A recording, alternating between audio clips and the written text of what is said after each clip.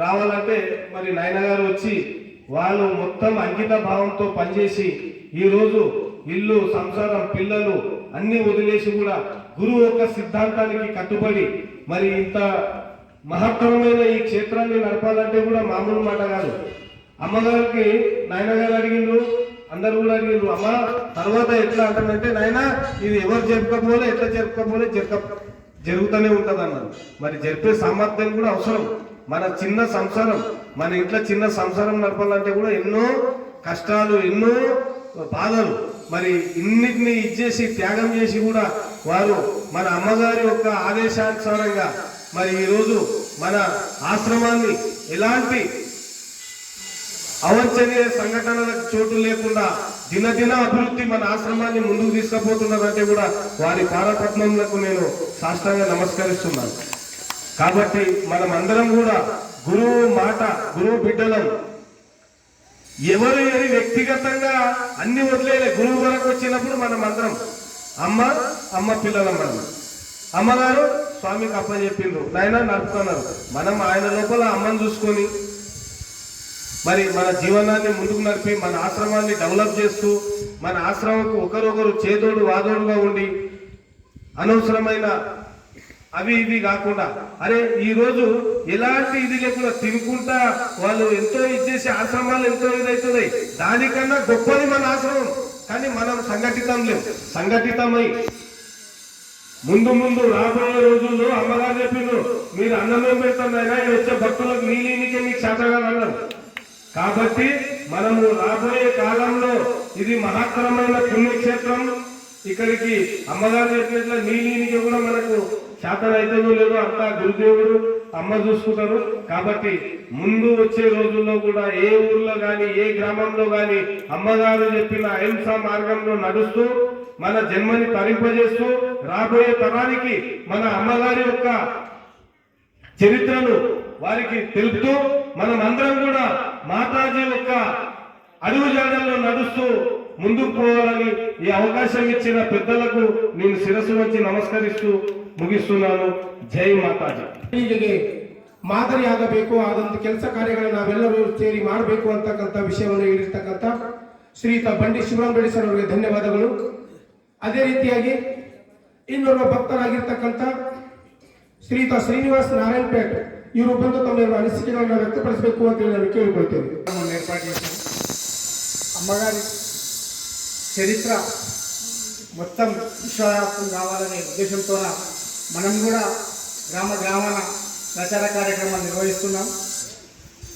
నారాయణపేట మండలం ఉక్కూరు మండలంలో కూడా అమ్మగారి యొక్క చరిత్ర గ్రామాన నిర్వహించినాం.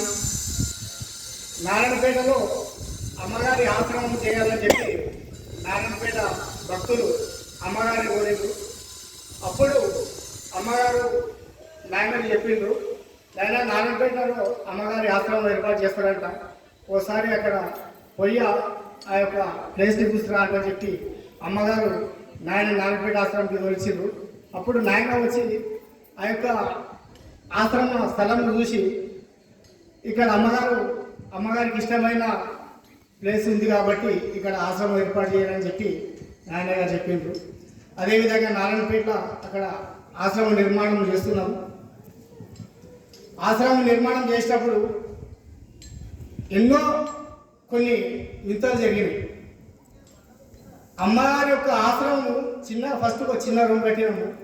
పునాది వేసినప్పటి నుండి లాస్ట్ ముగింపు వరకు ప్రతి పెళ్ళ కింద ఎర్రదేళ్ళు ఉండదు.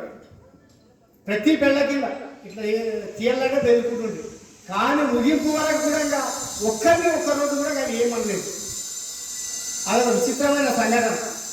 అదేవిధంగా నారాయణపేట ప్రతి సంవత్సరం వార్షికోత్సవ కార్యక్రమం నిర్వహిస్తుంది.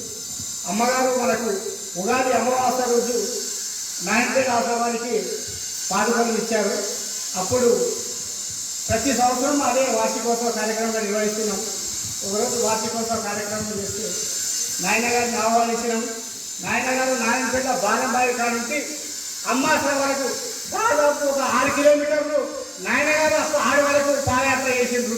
అందుకు నాయన పాదయాత్ర నమస్కరిస్తూ నాయన దగ్గర కమర్ గడిపోయినాక నాయన ఇంకా డబ్బులు దిగారు అయినా నడుస్తా అని చెప్పిండు. ఆ రోజు నాయన నారాయణపేట బారంబాయి ఆశ్రమం కాడ బారంబాయి కంటే మన ఆశ్రమం వరకు ఆ రోజు నడుచుకుంటూ వచ్చింది. ఆ రోజు సాయంత్రం రాత్రి కూడా నాయన ప్రవచనం ముగిసింది. నాయన ఆయన దగ్గరికి వచ్చిండు. అక్కడ ఉన్న భక్తుల వల్ల మక్కనే ఉండి ఆ గుళ్ళోపల కొందరు ఆడపిల్లలు భజన కార్యక్రమం నిర్వహించారు.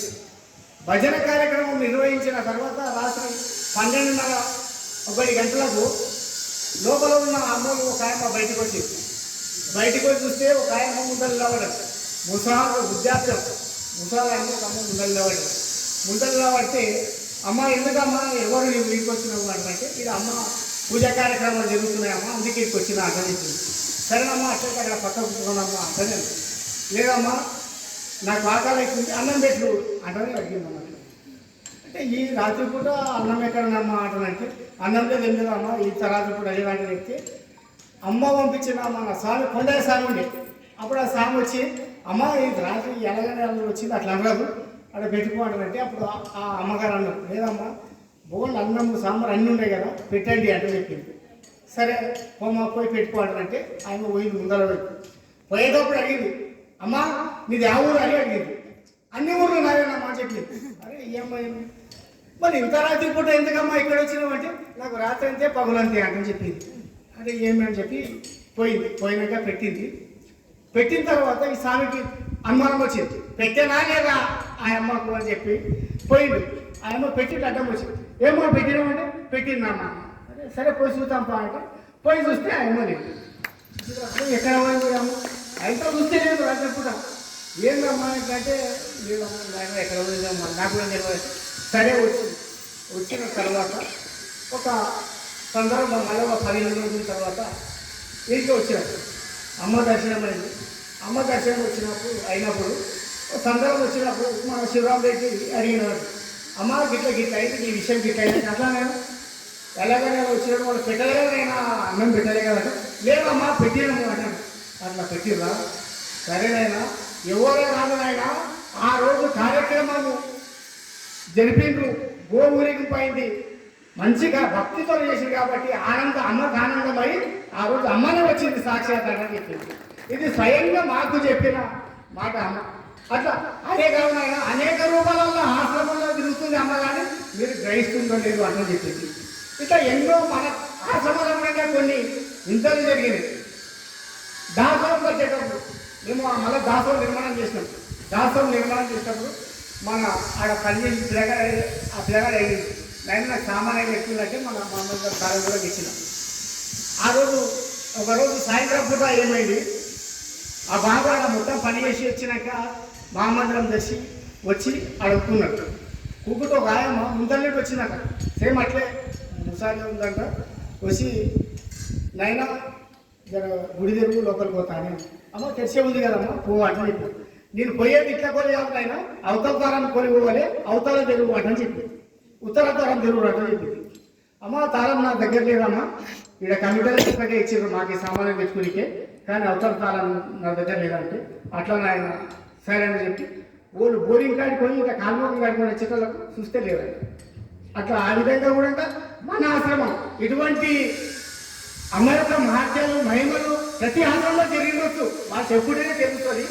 మనం ఏంటంటే అమ్మ యొక్క చరిత్ర అమ్మ యొక్క మహిమలు ఇప్పుడు చెప్తేనే మనకు తెలుస్తుంది. కాబట్టి ఈ యొక్క అమ్మ యొక్క మహిమలు చెప్పడానికి అవకాశం ఇచ్చిన నాయన ధన్యవాదాలు చెబుతూ ఈ విధంగా ముగిస్తున్నాం.